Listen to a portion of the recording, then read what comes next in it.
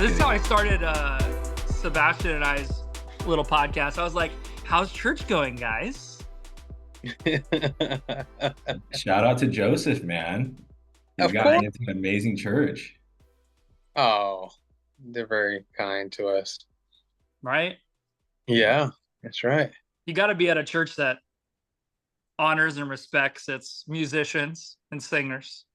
Oh yeah, Pastor Joel, he's always been the friendliest, and he's a fan of music, so he lets like worship be part of the service. You know, it's not like just like okay, it's mostly word and community organizations. You know, it's like worship is like a big crucial part of the service. It's pretty cool. So he kind of lets it just free flow. Yeah. Yeah. And then I know they've heard Sebastian's little backstory about just him being a guitar player, classically trained, blah, blah, blah. And basically, I'll just sum up the fact that you're the music director at your church, but you also play bass. Yeah, I mean, just trying to fill the void of what's going on there. Because everybody's like pretty talented, like Sebastian, and then you have Yakub, and then you have Yakub, Larry and Kevin come in, and new guy Trevor. Yeah, they're all super talented, and Jessica, Bree, they're all really talented. Yeah, what's some yeah, right. I was gonna say, what's some fun things you guys have coming up? Like any songs, any new people? I think we just get excited each morning, just showing them like, all right, how's it gonna work? Like from learning the songs to preparing it for service is always like a doozy because we don't have any tracks. Right. We don't have any of that, so it's kind of like we don't even have a metronome going anymore. It's like let's just go for it. Do you have in-ears? We do. We have all our own mixes, and then I kind of just use a talk back. I'm like, okay, this is kind of where we're gonna set the tempo at, basically, and like, okay, prepare for the next section.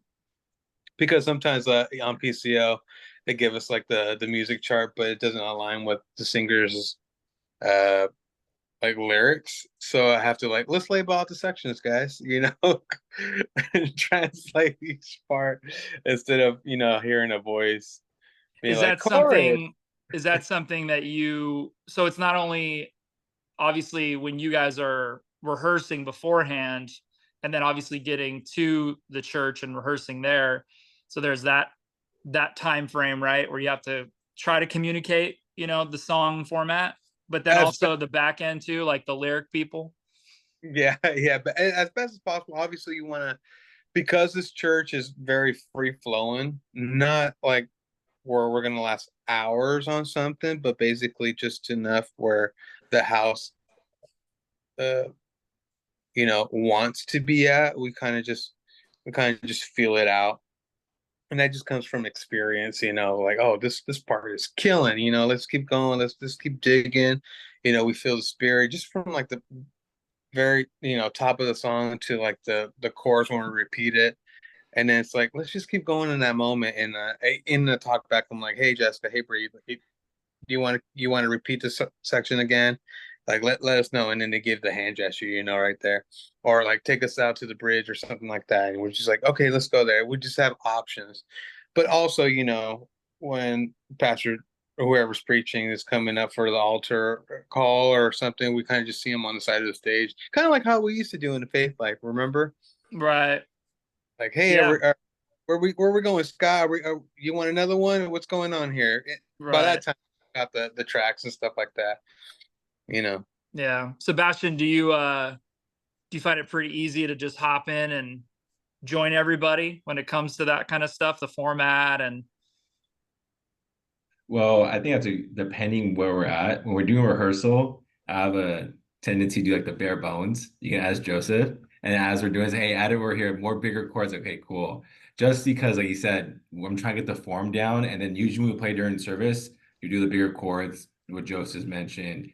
He's extremely helpful having him in my ears. He's the loudest person in my ears. Just you want to hear every little thing to ensure you're just on track with everything. And Joseph does an amazing job really helping everyone out, Appreciate listening that. to everyone, and really growing the team. Like, for example, Larry, he's the drummer. He started with us, what, 6 months ago? Maybe, Has it been that long? I maybe think it's less. gonna be no, it's gonna be like a year, maybe September, November. Well, he started a year ago. No background in worship. And None. for him, it's amazing. He's a great, phenomenal drummer, really good drummer. But something I was accustomed to is just a free flowing. You're just flowing with it when you feel the chorus going up. And Larry this weekend came in, didn't know the songs, and crushed it because Joseph did such a great job at guiding it. But hey, we're gonna build up here. It is the band and did amazing. Bare bones, and that thing it sounded great. Right, Like he did. hopping in, having Joseph as an ND really makes things when you're able to hop in a lot easier. Well, Yeah. Larry didn't know the songs, not by choice. Oh, The it's one of drummer. those like learn the other week kind of thing. No, Oh. the drum schedule called off like half an hour Oh, before. oh, oh, it was one of those. Yeah, but playing with Sebastian too, we just know each other. When we started in 2020, I Best assume. time, man. Peak Yeah, we got COVID. 4 years. You too, Scott. Like we all kind of just know each other now, especially because music's a language. Like, dude, you just know what's gonna happen next. We know each other now, you know. Yeah. That was Mhm. actually one question I definitely wanted to ask you guys was like the obviously I want to get into like some of the nitty gritty of Joseph. Like, what do you look for as in a musician or singer as an MD? Um, but then I forgot. I was like, but actually, what could be kind of helpful and insightful is like the social wellness side of starting to play in a main service worship team. It's like you start meeting people and then you build relationships and then all of a sudden you're hanging out after church or traveling together or not even music related. um like you said, you guys met in 2020. I was probably what, 20 later 2020, 2021 or something like that. Mhm. Yeah, it's not even that far Right. But away. yeah, like some of your guys' thoughts just on that.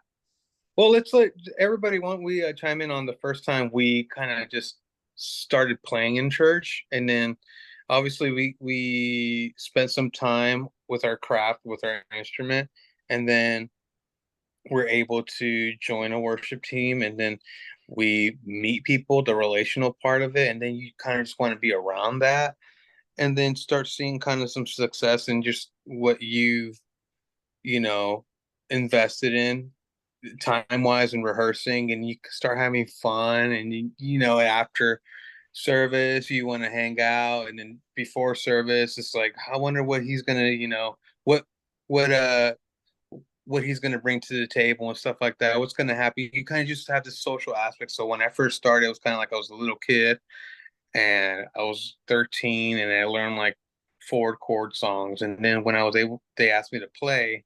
I was like, sure, I'll do this, after just going to rehearsals without knowing anything if I was going to play on the world premiere or not.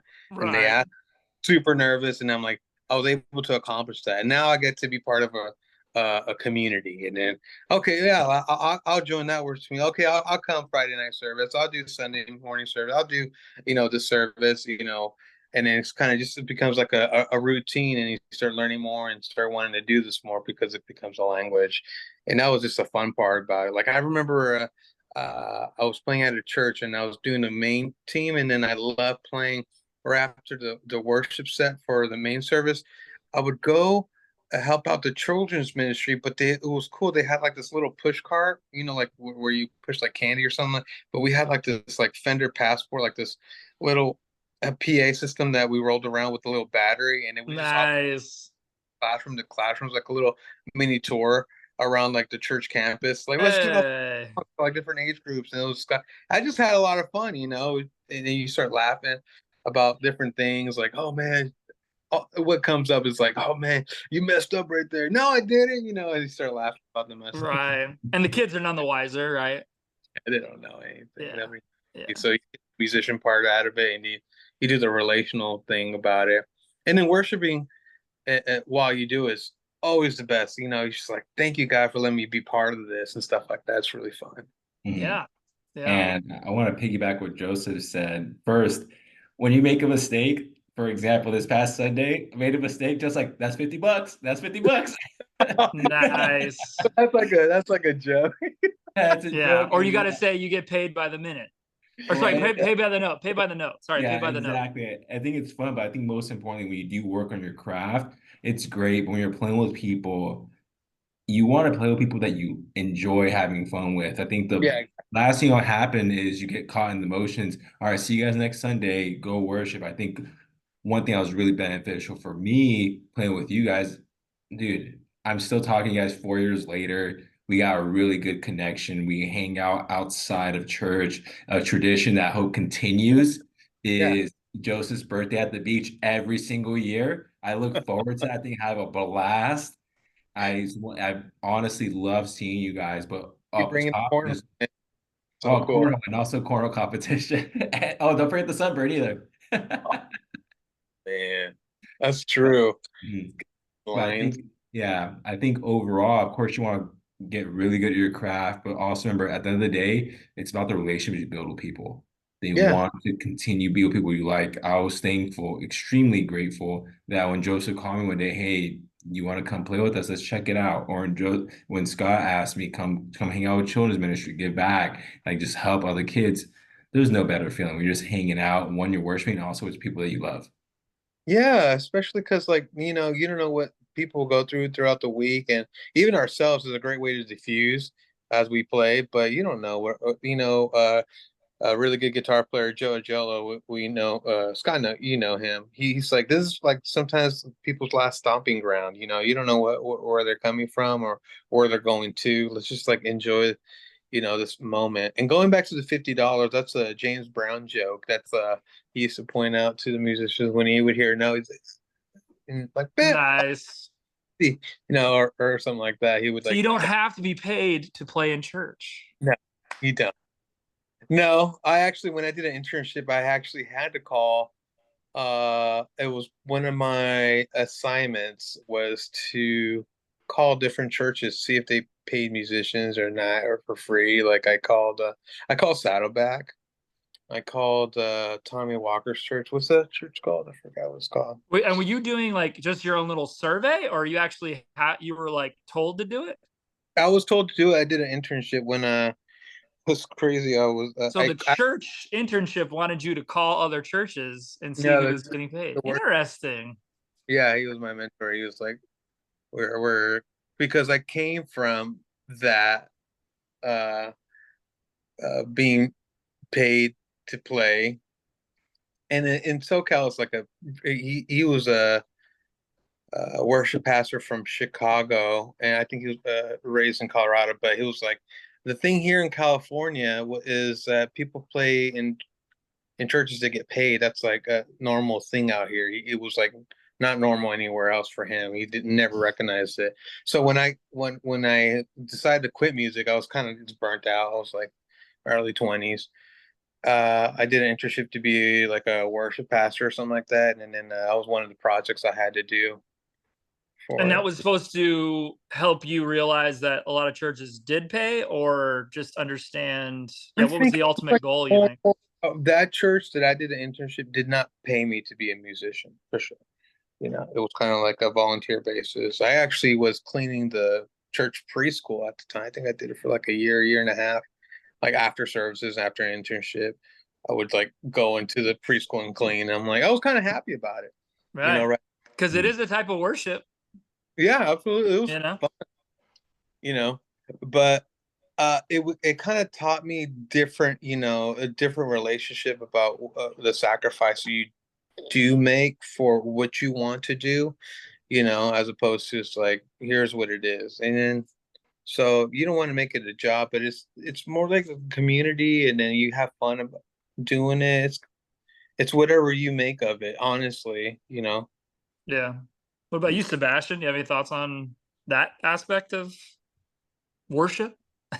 As an outside of playing with a band. Or just it could be like paid versus not paid, volunteering, internships, or just actually this is kind of good segue into another question, which was like, how cool is it that we could all come from like these crazy random backgrounds? Like I was technically like a punk rock slash tried to play jazz player. You guys obviously have your own backstories, which you can explain, but yet we can all come together and play these, Christian, 4-chord worship songs and have so much fun doing it together. It's like crazy. It's so random. But I yeah, think Sebastian, you can start that one.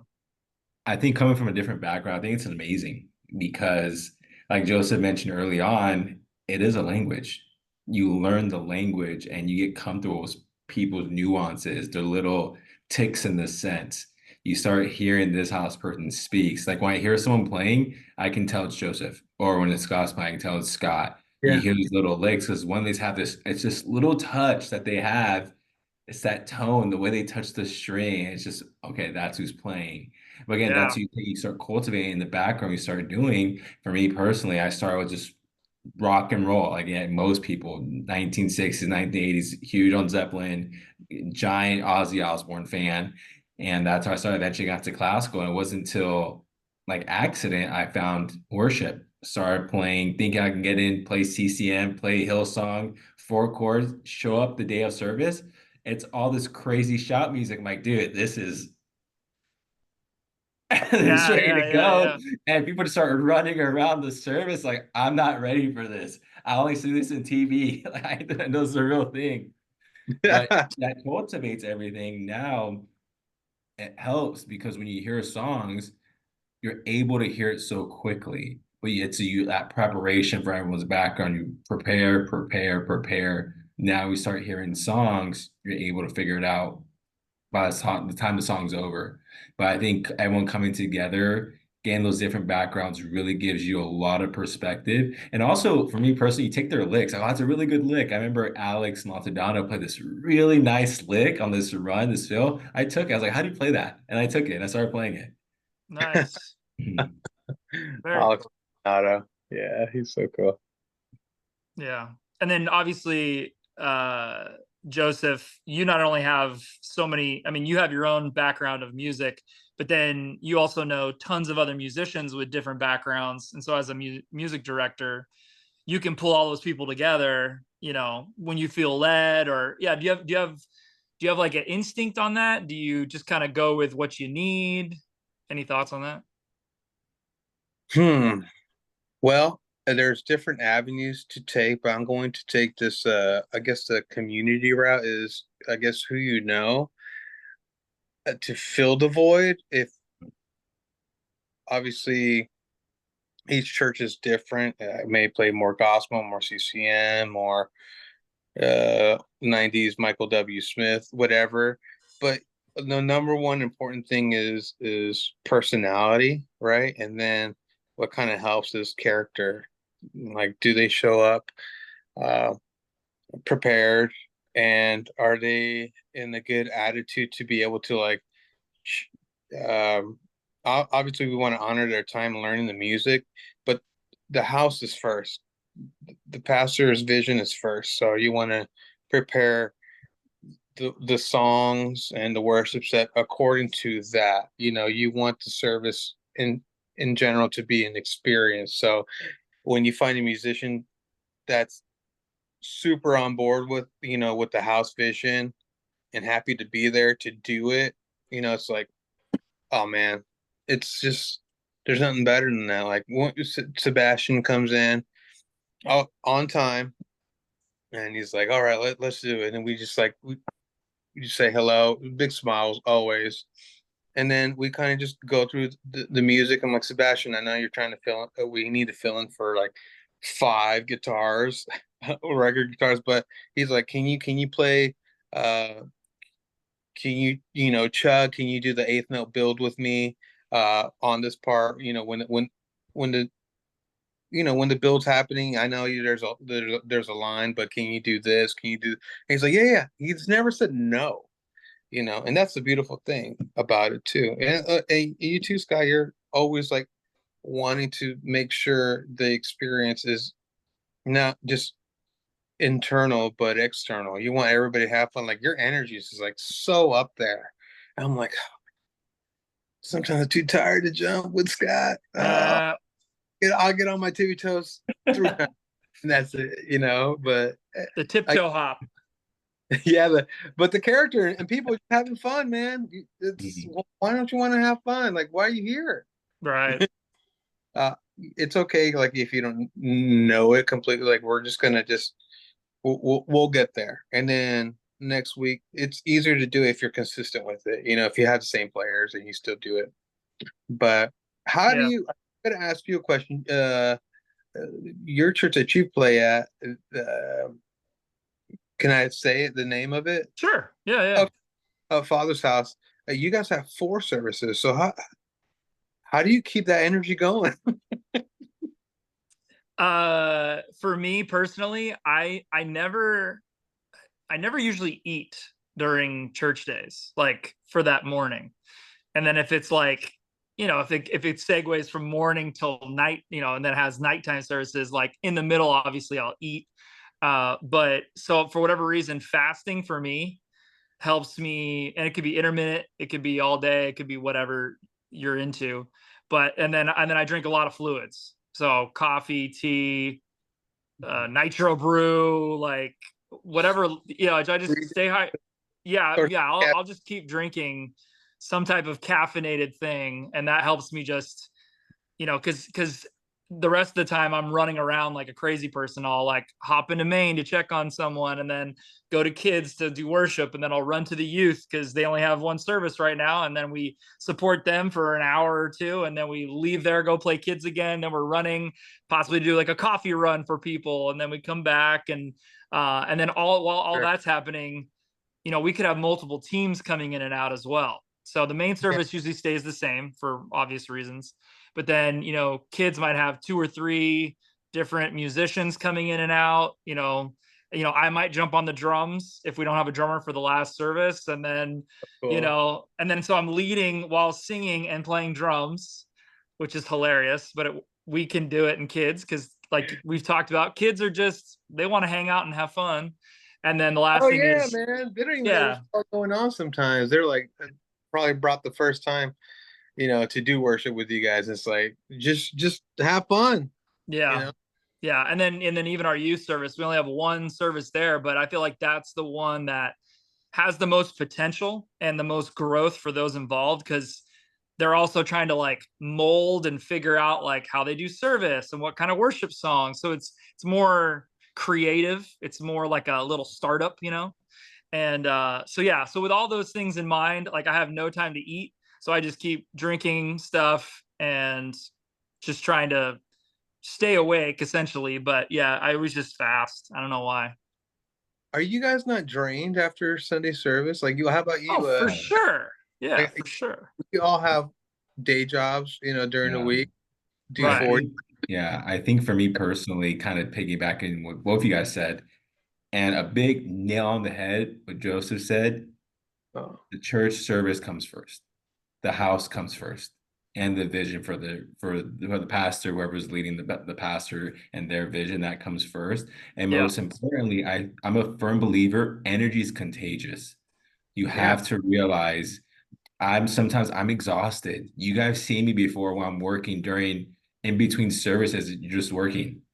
But you got Oh, to yeah. realize no matter how tired you are, if you show people you're drained, that's going to become contagious. But you have to put yourself into perspective. It's not about you anymore. It's about someone else, helping someone else in this bigger picture. In this case, you're working the house.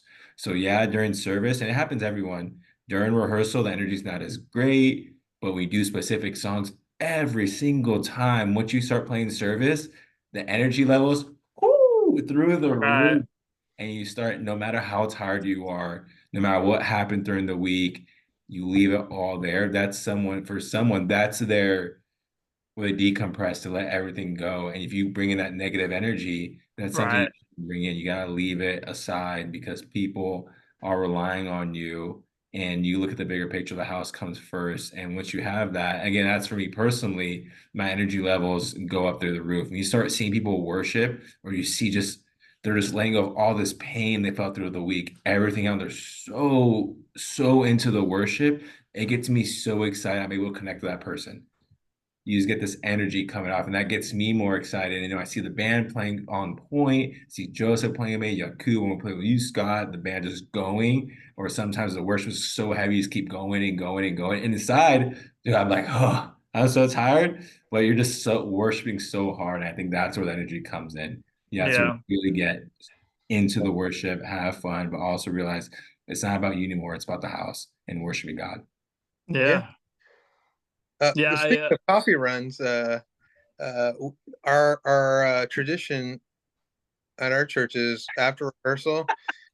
Go straight to We, Starbucks, right? all right. Well, sometimes it's like our pastor does gives us like the service order and kind of has a word for us, and then we start rehearsal. And he doesn't go too long, but sometimes we have to be out by like we start rehearsal at 8, out by 9, and then we have till 10. So we go to Starbucks, and sometimes we just all kind of go, and like only one person gets a Starbucks drink. We just go for the hang, you Yeah. know. The morale, That's one of my favorite camaraderie. parts. That's because once you really start connecting with people to see what they actually do outside of church. They have, like Joseph said, we have lives, we have jobs, we have day jobs. We get so caught up. Oh, there's actually a person outside of here. So you start learning what they start doing. I connected, well, perfect. I connect with you guys. So here I connected with Yakub. We have a lot of similarities. Speaking to everyone else in the band, you just find some similarities in there. Larry, for example, now we're joking around doing X, Y, Z. But those sessions when you go to Starbucks, I don't drink coffee at all. But I'm like, so we're going to Starbucks because I look forward to it. We're like, Yeah. Starbucks, we only have 30 minutes. Let's just go. And we just jump into my Pathfinder, put the third row up. Like let's go. The tallest guy goes in the third row. You got Me and Larry in the back. There you go. But yeah, of course. And listening to the word also helps. We just kind of we get off the stage and then we listen to it. But it's a little difficult when you have 4 services. But to just support, your any other ministry there because they're supporting you. So that's a big thing too. Yeah. Want to feel Yeah. support. The common routine for our main service is they sit in the first service, not only because they obviously they need to know what's being spoken about in the word, right? The message. But then it's also just to like fix any hiccups because everyone can kind of like look at each other. They send texts like while they're there just to recap, almost like a second, like or a dry run, right? A dry rehearsal. So like they kind of regroup and just make sure everything was across the board is going to stay the same. Because in those first services, it'll be like, oh, well, we might actually change a song. So then if that's the case, then everyone hangs out after that service, talks, runs over things, even if it's just in the in-ears, like not in the house. And then sure enough, by second service, for the most part, it's going to stay the same. That way you're on autopilot. You already know what the message is. And then most people just chill in the green room, go get coffee, go, hang out in community stuff, just meet people in the lobby. So yeah. But after that, it's just you're just trying to survive at that point, right?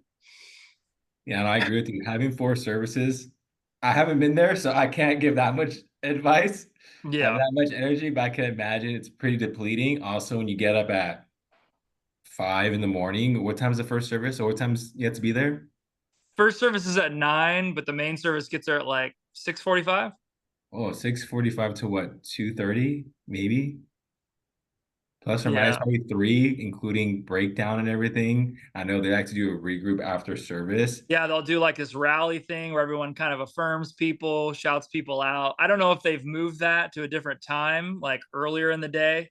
So like mid services, they're like, "Hey guys, just want to let you know, Johnny did a great job here, and da da da da da, and let's just make sure the next few services go well." But I'm hoping they do that because there's no reason to do that rally after that kind of day. Oh, So do you guys rally?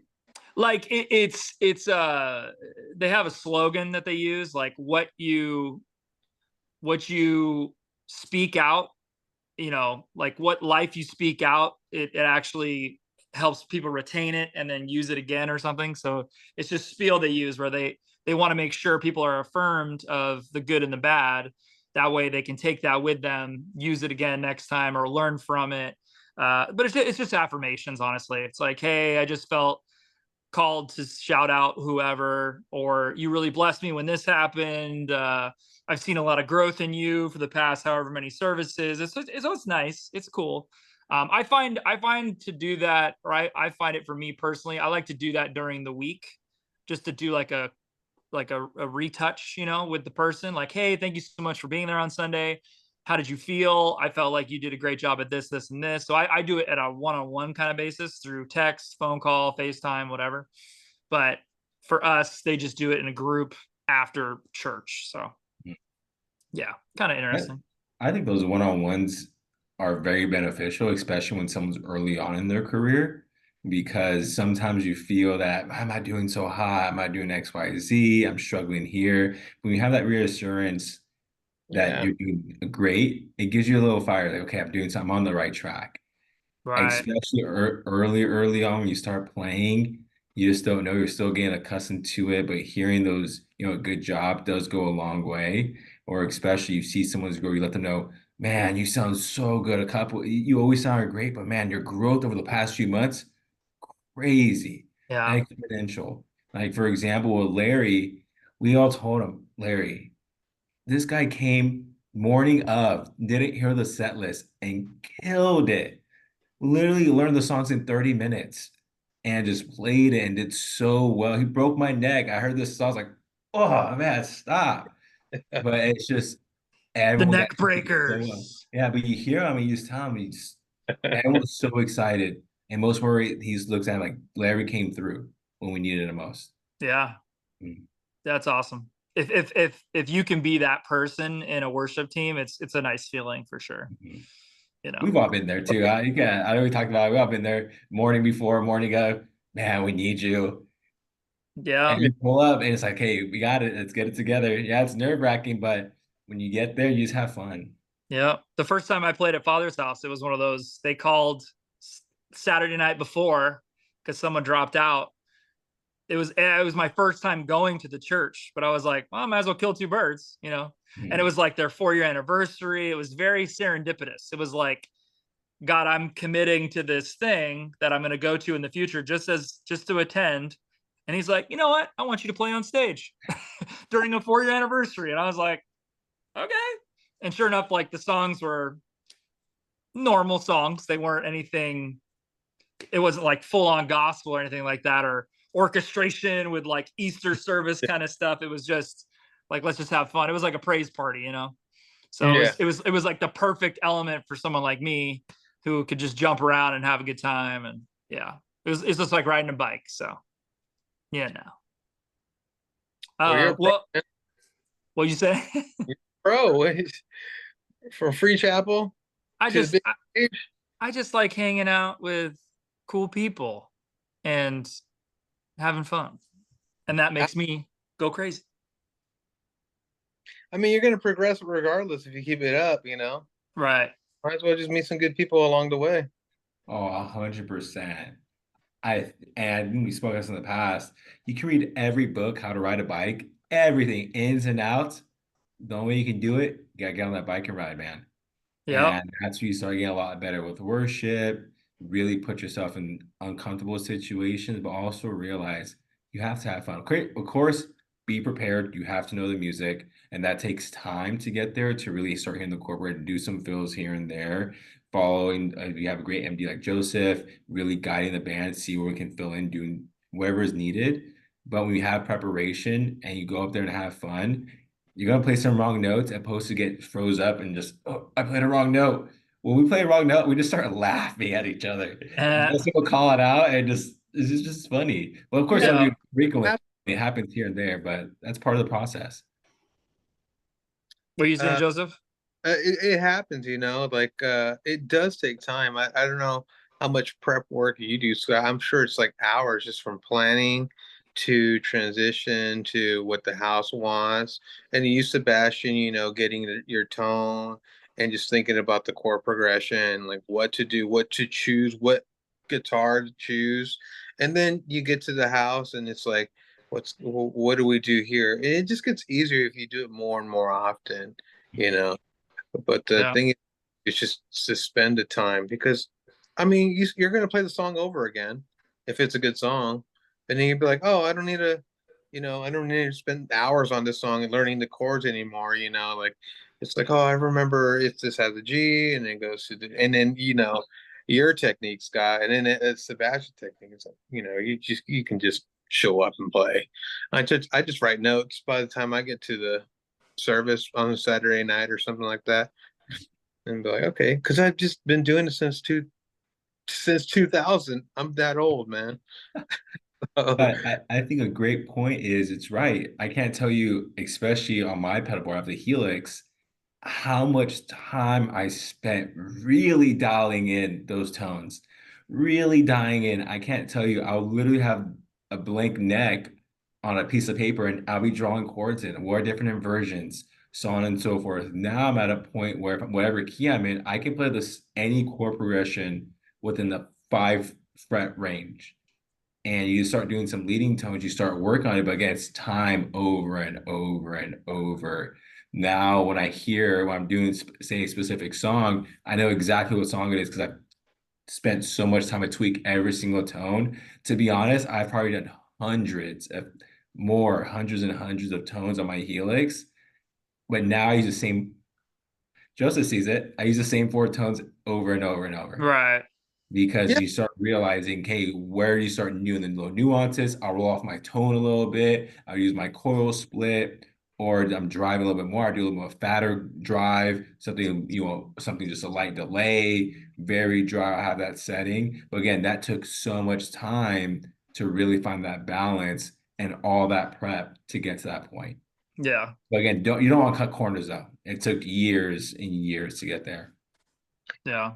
and the encouragement part is to get away from the paperwork if you can, you know, like as much as you can. I think by the fourth service, you should be like, I think I know where I'm going in the course, Right. have fun with it then because you can be a little nervous if you don't know it at first and you kind of just like looking at the sheet. But then it's like, uh, I feel like the moment gets lost because you're kind of just like here instead of like out here. And so you Right. want to just, have fun here and kind of like, what's going on here? Oh, I heard you, Sebastian. Oh, Scott, what? That's a cool tone. Oh, you went to the neck pickup right there. Okay. And then it's kind of like, okay, we're going to the bridge again. I love this bridge, and you want to be engaged with the moment. That's really hard to do too. If I can encourage that, Yeah. just kind of break free from the sheet paper or whatever you guys use. Yeah. One thing I like to encourage people to do is take the chart, which hopefully there is one, right? Because that's like 99% of my back end work is creating the resources for people. So whether it be charts, little like back, That's like not right. You back would end, do that. You're so nice. You did but that. it's just because if I'm dealing with people who have never played in worship or they're just learning or they don't know ear training yet, they don't know the number system, whatever, they're going Yeah. to learn all that through this type of process, but they also need a roadmap. But what I've told them is, hey, look at what I've written, and then take what I've done and then make it your own. Copy and paste it, and then get rid of the fluff. Get rid of the lyrics if you don't need the lyrics. If you've got the same 4 chords through the chorus and the bridge, just just write those 4 chords and that's it. Don't try to show every single time. Don't do times whatever. Just leave it what the chords are, Mhm. and then just that way you're more in tune with where is the music going versus, well, it says the chart says I gotta play 4 times and then I gotta go here. It's like it doesn't have to be that systematic, you know. Yeah. I think that's a great point. And we talked about early on or earlier in this conversation that you see the singer saying, "Oh, go back." You just gotta know the gestures and you sense where the Yeah. congregation is going, and you have to just go there. And but it takes time to really hear something, and sometimes it doesn't go as well. And it just happens. You feel this build, it goes this build. It's happened to us before. You build. Just kidding, and it drops down. And you just gotta go with it. Make one big power chord, but who cares? Just go have fun. But I think the most important thing is don't be afraid to ask for help. Like really Right. be willing to ask for help. I can't tell you when someone asks me or when I ask someone for help, hey, how did you do that? every musician is going to be more than happy to help. Oh, That's true. because like they know, they all been there. We've gone through the chords, gone through the, it hurts my fingers, but asking for help, hey, what do you do right here? It's like humbling, not being afraid. Everyone's here to help each other out. Right. As an MD, Joseph, do you feel like when you're not having to say all the changes and the chords and the builds and the like, that's where you know your team is solid? Or do you always just feel like you're gonna reference things just regardless? Oh gosh, not only do I Yeah. hate hearing my own voice, I don't want to say anything. Like read my mind. No, don't do that. Like like where we're gonna go, what's gonna happen. We rehearsed it. You know, everybody knows after the bridge we're gonna go to the last chorus or something like that, and you just build in there and keep going. Like the less the MD says, the better. It's kind of like because they just want to enjoy the moment too. Like like they probably played the song 100 times or just the first time, and they're like, "But where am I going? What's the new adventure? What's going on here? Let me tap it." Yeah, like worship leaders, like I can't imagine all the things they have in their minds. Well, I can actually because I led worship like, years ago, and it's kind of like, where's the house? Where are my hands? What's the gesture I want to give the band, but don't want the BGVs, the vocalists, to know that's the same gesture. Like, they're thinking all these things, and you kind of just want to be authentic to the moment of the song. So that's the trick. How do you be authentic? Sometimes it's like just trust in God. To be honest, like we're gonna do this together. Yeah, trust the team, trust each other, Yeah, you know? absolutely. Yeah. Or it's like, hey man, when it says chorus, you go to the chorus, or something like that. And it's like sometimes it's common sense. Like each section starts with the same chord. Like, hey guys, same four chords. I say that all the time, right, Sebastian? Like, same four chord, guys. Come on, don't stop. Like, keep going until you told to stop. Stop. And yeah, you don't want to say anything. Like, we got to the point, Scott, where when we used to play together, and Sebastian was there too, where I wasn't saying anything anymore. Like we're like kind of just like doing it Right.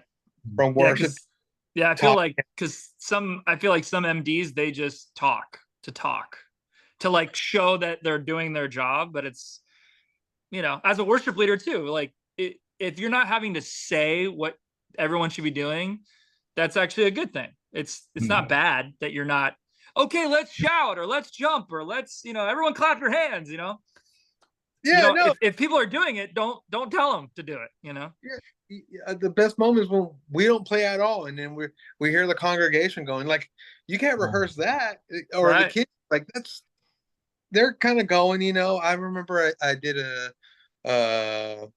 it was like a Christian school. Abundant Living has like this Christian school, and it has all the ages from K to 12, and they like sectioned them off, and then we played a worship song. You can hear the little kids, and then they're like, okay, let's do all the fifth and sixth graders. Okay, let's do all the third and fourth, and they're just singing the chorus. It's like, let's do all the high schoolers a little bit more quiet because they're too cool, whatever. But it's like, oh man, this is so cool. Like this is the best part about it. Like I don't I don't want to play. Like I want to be Right. engaged with you. Like that's the most, probably authentic thing is like everybody in the room is in one accord, you know? Yeah. I think that's the best. Amazing. I can't tell you how many times when super small church or big mega church are playing at these big congregations, whenever the congregation starts singing, I always take my ears out and just be there in the moment. It's such a beautiful thing. You can't rehearse that. You can't. Right. Yeah. It's one of Yeah. those things, Yeah. the worship's so heavy, you hear the congregation and the band just stops playing, and it's amazing. It's a feeling and it's an experience that never gets old. It feels fresh every single time. Yeah. Yeah. Well, I don't want to take you too much more of your guys' time, but one thing Cool. I wanted to just make sure I asked was, yeah, right. One thing I did want to ask was, what are some things you guys are excited for in the future? Things you might want to implement, either music directing wise or guitar playing wise, just new stuff on the horizon. Uh, For services. 5. I'm just kidding. I want to be able to serve with you again, Scott. That would be the greatest thing. Me and Sebastian can go. Okay. I'm really looking forward to that. Mm-hmm. You got me fired up over And earlier me this coming week. and helping you guys out at some point. Oh, dude, I You guys love. you have to do like a worship night or a Wednesday service or something else. Talk to Don't you do PJ. don't you get together like with the team or something, your team, and Yeah. go? The first Wednesday of the month, we go to the church, and there's a couple different rooms that we hang out, but one's like a youth, pour into them, teach them how to play instruments, just get them to sing, whatever. And the other room is like the guys that are learning songs in the main service. So if it's a drummer, he's on the drums rehearsing. We play the backing tracks. We go through different sections, parts, ear training, whatever. So we've got a couple different, it's all generational ministries. So it's people that are just wanting to learn and hang out and building community as well. But then also they do every like month or two, they'll do a worship night on a Wednesday. So it's called they call it Pursuit Night, So I've been to one of those. They're really fun. yeah, I know. Yeah, it's called Pursuit Night. Yeah, I never recommend a volunteer trying to play at those because it's usually 5 times as many songs. So instead of just 2 or 3, it's like 10. So and then you don't get the songs until the night before or the day of. So it's nuts. It's you're literally driving, working, and then driving to the church, learning the songs. So it's like it's the A team for sure. You got to be on your A game to really be a part of it physically, but just attending is, you're just there. Mentally, man. Learning that many songs. Well, we've all been there. Learn it the day of or right during service, you're figuring it out. Yeah. Just fearlessness, just go and do it. Yeah. But even if we all chimed in at some other church and we're like, hey, let's do a worship thing, that would be an easy way for us to play again real quick. I love it, man. Of course, man. But we're all here. The language and the dynamics between all three of us is amazing. Yeah. And it helps out. We played so much together. We know how each other speaks. We know how I fill in the void. Like whenever I play with Scott, like we're just like harmonizing each other. I literally have recordings. I've done screen recordings of us just playing. It's just like, oh man. You hear it and then Joseph's feelings like, oh, everything sounds so good. But again, it takes time. I really look forward to playing with you guys again. Like everyone, I play with Joseph almost every Sunday, but get all three of us back together. Yeah. Yeah. Absolutely. Appreciate y'all. No, thank you, Scott, for taking the time to do this. All right. Thank you. Maybe we'll do it again. Thank you for inviting me.